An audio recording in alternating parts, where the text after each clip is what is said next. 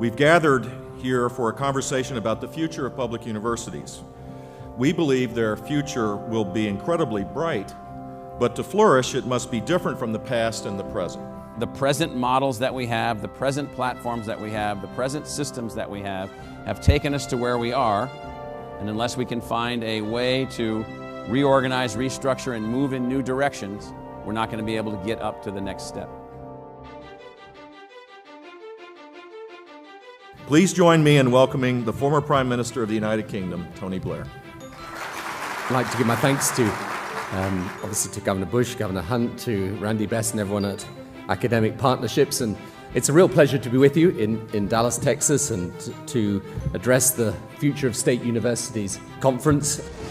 Please join me in welcoming Dr. Michael Crow. Dr. Steve Murdoch, U.S. Secretary of Education Arnie Duncan, Dr. Martha Cantor. Please join me in welcoming Sal Khan. You're actually using technology to, as unintuitive as it sounds, humanize the actual physical experience. You know, we're growing so fast. We're at 2.5 million, 3 million users per month right now.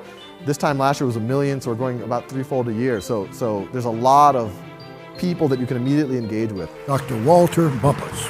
Dr. Ralph Wolf. I don't think that our old traditional models of accreditation are going to work. Dr. Bill Whelan. Dr. Francisco Cigarroa. Anyone who's on a university campus clearly understands that our traditional revenue streams will not sustain our current models. Dr. Michael Wesch from K-State University. Almost the entire body of human knowledge is actually floating in the air all around these students as they sit in these rooms. They're really good at entertaining themselves online. They're not necessarily really good at educating themselves online, especially these really high levels of education that we want them to achieve, and so that's where we come in.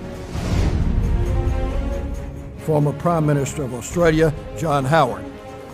Your country boasts the very best universities that can be found anywhere in the world, but you, along with me, would not be blind to the reality that side by side with that, you face many challenges about the continuation of university infrastructure in the United States as we do in Australia. Please join me in welcoming my hero, Dr. Clayton Christensen. I suspect that there are a lot of us who, if we just go back and say, I've been to this conference for 3 days, holy cow, I got a whole list of things that we got to change, the resistance will be powerful. If we are frozen in our models relative to technology, if we're frozen in our models relative to how we teach and how we create learning environments, if we're frozen in our models of what we think a great university is, then we're in for a very rough road ahead.